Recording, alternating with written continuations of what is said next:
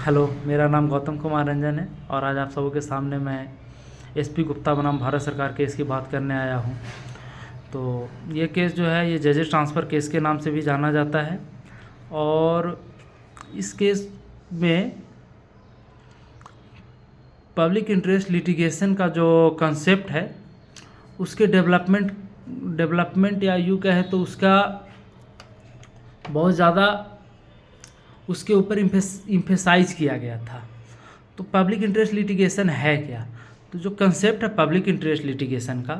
वो कहता है कि एक केस और पिटीशन जो कि फाइल होता है before a court for the protection, safeguard और इन्फोर्समेंट ऑफ पब्लिक इंटरेस्ट। तो अगर एग्जाम्पल के रूप से समझना है तो हम एग्जाम्पल ले सकते हैं लाइक अगर फॉर एग्जांपल कहीं पर लेबर्स काम कर रहे हैं, force bonded labour, force labour, और उनके राइट्स का प्रोटेक्शन नहीं हो रहा है तो जो नॉर्मल रूल वो है कि वो जो लेबर्स हैं वो जाकर के कोर्ट में केस फाइल करें, but they are due to their poverty और इलिटरेसी वो अपने आप को जाकर के कोर्ट में खुद से रिप्रेजेंट नहीं कर सकते हैं। तो यहाँ पर ये जो कंसेप्ट है पब्लिक इंटरेस्ट लिटिगेशन का ये एक्शन में आता है और ये अलाउ करता है कि कोई भी प्राइवेट इंडिविजुअल जो for the benefit of public interest on the behalf of the public litigation file कर सकता है। यहाँ पर लोकस जो ट्रेडिशनल लोकस स्टैंडाई का रूल है उसको साइड में कर दिया जाता है और पीआईएल को अलाउ करके जो भी लेबर्स के राइट वायलेट हो रहे थे या उनके राइट को प्रोटेक्ट किया जाता है।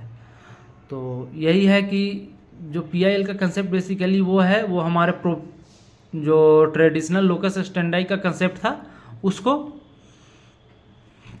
उसके सीधा अपोजिट है, या वो कहें तो उसको कहीं ना कहीं उसको ख़त्म करता है। अब हम बात करते हैं अपने केस के बारे में। तो हमारा जो केस है एसपी गुप्ता का,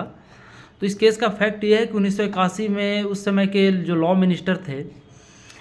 जिनका नाम था श्री शिवशंकर, उन्होंने एक इशू गाइडलाइन किया, एक सर्कुलर इशू किया जिसमें सर्कुलर में बेसिकली ये था कि नॉन अपॉइंटमेंट ऑफ जजेस and the transfer of the जजेस इन द हायर कोर्ट्स। तो 3 जजेस का जो था वो शॉर्ट टर्म के लिए सुप्रीम कोर्ट में अपॉइंटमेंट हुआ, जबकि वैकेंसी परमानेंट जजेस की वैकेंसी खाली थी, उसके बावजूद उनका टेम्परेरी बेसिस पर अपॉइंटमेंट हुआ। और साथ ही साथ जो ट्रांसफ़र हो जजेस का, जो हाई कोर्ट में जो जजेस का ट्रांसफ़र हुआ उसको भी चैलेंज किया गया। तो पिटिशनर ने चैलेंज किया कि ये जो सर्कुलर इशू किया गया है ये अनकॉन्स्टिट्यूशनल है एंड ये इंडिपेंडेंस ऑफ जुडिशरी को वायलेट करता है और साथ ही साथ आर्टिकल 224 ऑफ द कॉन्स्टिट्यूशन को भी। तो जो रिस्पोंडेंट तो इसमें कुछ इशू जो अराइज हुए, वो इशू अराइज हुआ कि क्या जो पहला इशू था वो था कि क्या जो पिटीशन जो यहाँ पर फाइल किया गया था वो एडवोकेट्स के द्वारा जो फाइल किया गया था, क्या उन पिटिशनर्स का लोकस स्टैंडाई है इस केस में। और दूसरा था कि क्या इशू था related independence of judiciary and the procedure for the appointment of जजेस इन हायर कोर्ट। और तीसरा था constitutional validity of the order of the central government on the non appointment and the transfer of जजेस in high court for a short term. तो respondent के तरफ से पहले जो पिटिशनर्स के तरफ से जो आर्गुमेंट इशू रेज किया गया, उन्होंने बोला कि नहीं, ये जो सेंट्रल गवर्नमेंट का जो ऑर्डर है ये अनकॉन्स्टिट्यूशनल है, ये कहीं ना कहीं जजेस को फोर्स कर रहा है, इनडायरेक्टली फोर्स कर रहा है कि आप इस शॉर्ट टर्म अपॉइंटमेंट को अडॉप्ट करिए, नहीं तो आपके परमानेंसी को अफेक्ट किया जाएगा। और साथ ही साथ ये इंडिपेंडेंस ऑफ जुडिशियरी को भी वायलेट कर रहा है। और दूसरी तरफ तो जो रिस्पोंडेंट था उन्होंने आर्गुमेंट दिया कि यहाँ पर तो पिटिशनर्स का लोकस स्टैंडाई ही नहीं बनता है, क्योंकि उनका कोई लीगल राइट जो है, उनका कोई लीगल राइट का वायलेशन हुआ ही नहीं है, तो उनका उनका यहाँ पर लोकस स्टैंडाई बनता ही नहीं है। तो तो ये दोनों पार्टीज को सुनने के बाद कोर्ट ने जो डिसीजन दिया, तो उन्होंने डिसीजन दिया कि ये जो सेंट्रल गवर्नमेंट का सर्कुलर था या ऑर्डर था, ये वैलिड है, कॉन्स्टिट्यूशनली वैलिड है। एंड उसके साथ ही साथ जो जस्टिस भगवती थे, उन्होंने बोला कि ये जो अपॉइंटमेंट ऑफ जजेस के रिलेटेड जो इशू है, उसमें अपॉइंटमेंट जो होगा वो कॉलेजियम को अडॉप्ट किया जाए, हमारे कंट्री में कॉलेजियम सिस्टम को अडॉप्ट किया जाए, जिसमें कॉलेजियम में मेंबर होंगे, कॉलेजियम के मेंबर प्रेसिडेंट होंगे, और साथ ही साथ जो जुडिशियरी से सुप्रीम कोर्ट के चीफ जस्टिस और भी अदर जजेस ऑफ द सुप्रीम कोर्ट। तो उन्होंने फर्स्ट टाइम कंसेप्ट दिया कॉलेजियम का। लेकिन इसमें एक इशू एराइज हुआ कि अगर कॉलेजियम के द्वारा जो कंसल्टेशन दिया जाएगा प्रेसिडेंट को फॉर द अपॉइंटमेंट ऑफ जजेज और ट्रांसफ़र ऑफ द जजेज, क्या वो कंसल्टेशन जो है वो प्रेसिडेंट के ऊपर लीगली बाइंडिंग होगा? क्या प्रेसिडेंट को फॉलो करना होगा या प्रेसिडेंट उसे मतलब फॉलो करना ही होगा या नहीं? तो भगवती ने बोला कि नहीं, यहाँ पर कंसल्टेशन जो है वो प्रेसिडेंट के ऊपर बाइंडिंग नहीं है, and the final decision will be of the president weather he adopt it और नॉट। वो उनके ऊपर डिपेंड करता है कि वो इसे अडॉप्ट करते हैं या नहीं अडॉप्ट करते हैं। और साथ ही साथ यही था इस केस का जो फैक्ट था। और बेसिकली ये जो केस था सबसे इम्पोर्टेंट पब्लिक इंटरेस्ट लिटिगेशन के ही नज़रिए से सबसे इम्पोर्टेंट था, क्योंकि इसके बाद इसका जो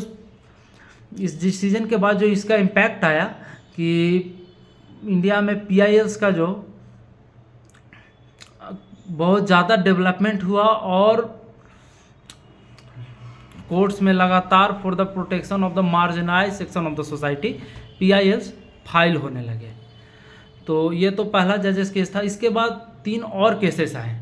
रिलेटेड टू द जजेस ट्रांसफ़र, जिसमें दूसरा केस था supreme court advocate on record association versus union of India.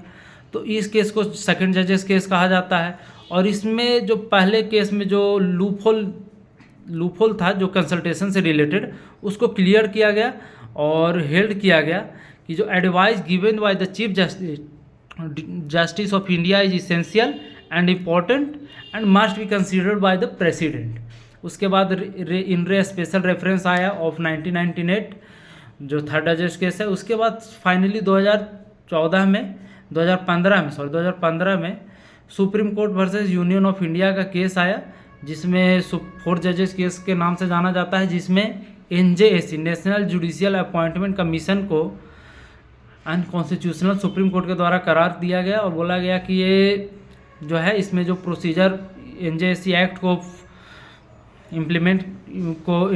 करने में जो प्रोसीजर फॉलो किया गया था वो पार्लियामेंट्री प्रोसीजर जो था वो अनकॉन्स्टिट्यूशनल था, इसलिए ये पूरा एक्ट ही अनकॉन्स्टिट्यूशनल है। और जो जजेस का ट्रांसफ़र होगा या अपॉइंटमेंट होगा on the basis of collegium होगा।